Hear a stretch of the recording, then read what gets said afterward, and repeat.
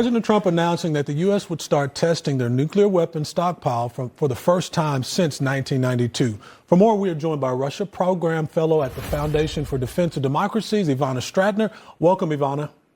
Thank you very much. Now, we know Senator Tom Cotton has explained the benefit of these tests. Let's take a listen and then get your reaction. Put aside the obvious benefits of such testing to ensure the stockpile is fully prepared and ready for any contingency. But in general, tests of all kinds, whether nuclear or conventional, don't just provide those benefits, but also can send a strong message of resolve and deterrence.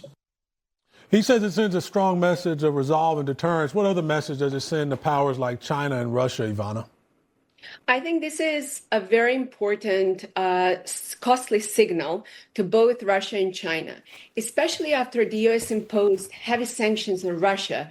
Putin decided to go back to his favorite KGB game, which is to issue nuclear threats. And then he tested several, weapons, started talking about nuclear annihilation of the West, et cetera, et cetera. So this is an old KGB game that Putin has been using since 2022 against the United States every time when we would try to help Ukraine in any way, because Putin understands how psychological operations work. He understands that Armageddon scenario among many Americans is lingering in their minds. But here is the thing. President Biden, every time we were supposed to deliver certain weapons, he would think twice out of fear of nuclear escalation. President Trump decided to opt for a very different view, and he decided to send Putin a credible signal that there is no way that he will fall for his psychological games. Whether a few months ago when he said to Medvedev that nuclear submarines are on the way, or whether now when we are testing nuclear weapons, because Putin only understands such costly signaling, not cheap words. Absolutely. But let's bring it back here home a bit and listen to some of the reactions that we have had. Democrat Senator Mark Kelly said this, quote, "If we resume testing our weapons, which we have no reason to do, China will likely begin a test program. Now, this only helps them advance their technology and an arms race." Ivana, do you agree with that?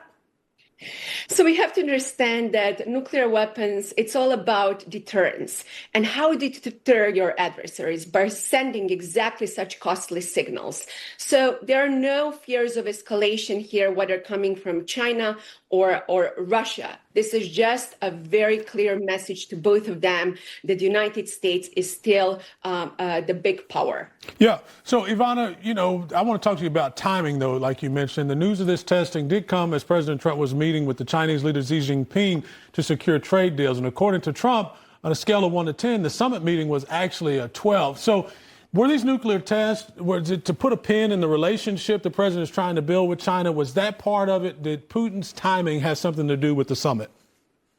I think peace through strength is exactly how also President Reagan was conducting all those nuclear situation back then.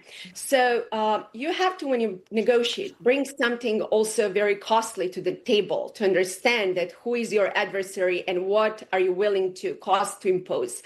While this has to do, to some extent maybe with China, I do believe that President Trump also sends a very clear message to President Putin, who decided over the past few days to issue new nuclear threats, to talk about nuclear testing, making sure that President Trump gives up further pressure on Russia. As I mentioned, really the good news, unlike President Biden, who was falling for this psychological game, President Trump is not willing to tolerate this Putin's KGB psychological operation. We just have 1 minute left, but just, as this is all going on, Russia is still continuing its assault on Ukraine, deploying hundreds of missiles, hundreds of thousands of troops, to capture more of that country.